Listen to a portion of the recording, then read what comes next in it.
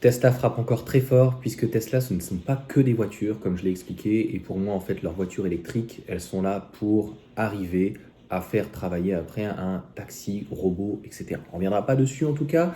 Ils font des toits, ils font des batteries entre guillemets donc stationnaires et là en tout cas des très gros containers. Puisqu'en fait, Tag Energy, donc ça va être le gestionnaire, va donc et a mandaté, si on peut dire, sans aide publique, etc., donc dans la Marne, la première, donc une très grosse capacité de stockage, puisqu'on parle de mémoire de 480 mégawatts. Et d'ailleurs, on pourra tirer, ce qui est un truc de fou, 240. Donc ça voudrait dire que en 2 heures, c'est plié. Ça ne sera pas comme ça que ça se passera. La Marne, c'est très bien. C'est un très beau département. J'y passe souvent. C'est très propre comme département. La seule question que je peux me poser, c'est est-ce qu'il n'y aurait pas été plus judicieux d'avoir un endroit un peu plus ensoleillé? Mais non, je pense que le but, c'était de stabiliser le réseau et se rendre compte que parfois, en fait, on va réduire le nombre de centrales nucléaires et on va proposer donc des batteries et notamment donc les containers de chez Tesla. Tout va être installé donc par une soixantaine de personnes et mis à part la maintenance, il n'y aura personne sur place. Ça va être géré donc à distance et donc Tesla va fournir le matériel. C'est eux qui fabriquent et qui construisent donc ces batteries. Normalement, je crois que je veux pas dire de bêtises, ils n'en parlent pas, hein, mais je pense que ça doit être aux États-Unis. Hein. C'est pas Berlin qui les fait, hein, donc ça doit être à Austin. Hein. Mais voilà, je veux pas dire de bêtises, mais c'est leur propre technologie.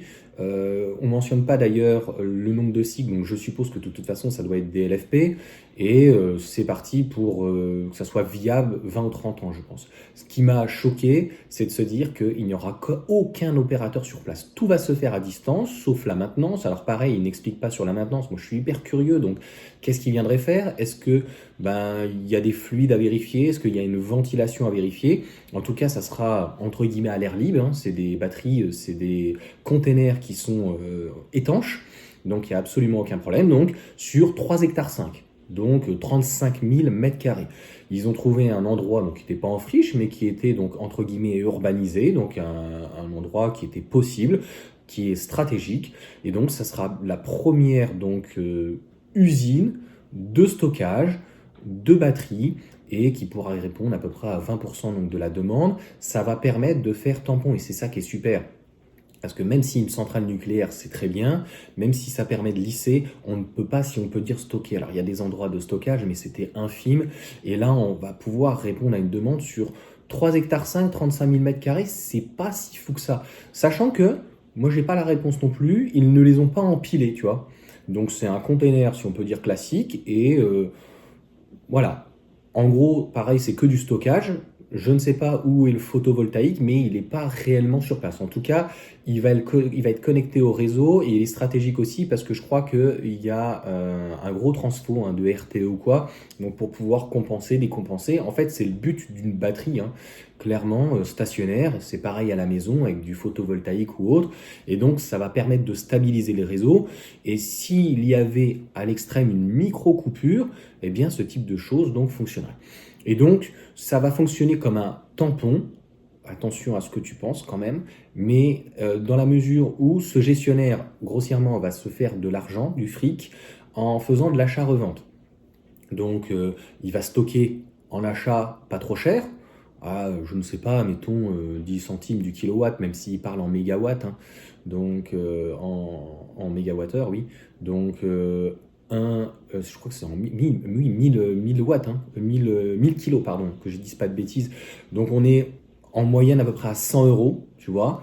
Et parfois, il peut y avoir moins, 40, 60 euros par exemple.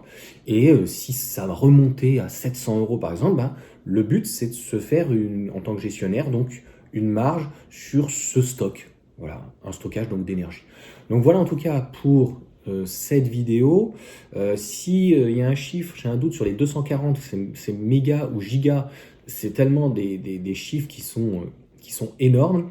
Mais ce qui est important de comprendre, c'est ça va pouvoir compenser 100 000, 200 000 personnes en ville. Enfin, c'est vraiment gigantesque. Donc, encore une fois, c'est donc, pour le société de gestion, c'est de grossièrement se faire du fric, c'est de la bourse, hein, de l'achat-revente, concrètement. Et pour, on va dire, le réseau RTE, c'est d'avoir une meilleure stabilité, notamment avec le photovoltaïque et l'éolienne. Donc, quand il y a un surplus, de pouvoir l'emmagasiner, le stocker et de le restituer au moment où, entre guillemets, il y a moins de vent, où il y a moins de soleil, et quand c'est la nuit, par exemple. Voilà pour cette petite vidéo relativement simple, et c'est des choses en tout cas qui vont être amenées, je pense, à cette Tag Énergie, donc cette société, amenée vraiment à se diversifier, à s'installer ailleurs. Je pense que là, c'est un excellent test. Et moi, personnellement, je trouve que c'est très, très, très intéressant parce que si je peux me permettre de donner mon avis par rapport à une centrale nucléaire où il y a toujours un risque, c'est que une usine ou une centrale de photovoltaïque, ça peut arriver, hein. Le problème de micro-onduleurs et de tension, mais ça n'explose pas. Ça peut prendre feu à l'extrême, mais voilà, ça va pas rejeter, ça va pas créer un acte. Si il y avait un acte d'ailleurs terroriste ou quoi dessus, ou n'importe quoi, ça n'aurait pas d'impact. En termes de viabilité et de durabilité, on parle de minimum 20, 30, 40, 50 ans. Donc il y avait quelqu'un qui m'avait dit, bien sûr que c'est du verre trempé, mais à un moment donné, tu te prends des giboulées de Mars, des trucs comme ça, même n'importe quel verre trempé, ou même de la tôle, à un moment donné, ça va péter, ça va plier. Donc c'est le seul aspect, on va dire, négatif. Tu mets ça dans le sud de la France, à partir de Valence ou autre, tu produis énormément, tu stockes la nuit, tu renvoies dans le réseau, en fait, tu peux stabiliser.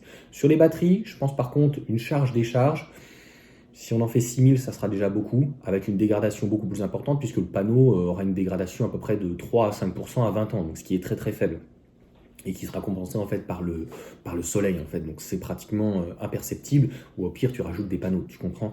Là, sur la batterie, à 6000 cycles, on aura logiquement perdu 30, 40, voire au moins 40% sur de la LFP. Donc, c'est pas. Et puis bon, je pense qu'elles seront mortes d'ici là. Donc, 300 cycles sur une année, 20 ans, 6000 cycles. Donc, je pense pas qu'on puisse garder donc des batteries plus longtemps de 20 ans. Ça sera recyclé. C'est du lithium fer phosphate, hein. C'est. Voilà. J'ose espérer que ça a été en tout cas bien pensé par la société donc, de Tesla. Et encore une fois, dans l'ensemble, je trouve que c'est très très très très intéressant, comme je viens de te dire, en termes de sécurité. Par contre, c'est vrai que ça peut prendre pas mal de place par rapport éventuellement à une centrale, mais il n'y a pas besoin d'eau pour refroidir normalement. Il y a, tu le vois bien, personne sur place, donc tout est téléguidé. Franchement, pour moi, ça me semble une très très belle alternative.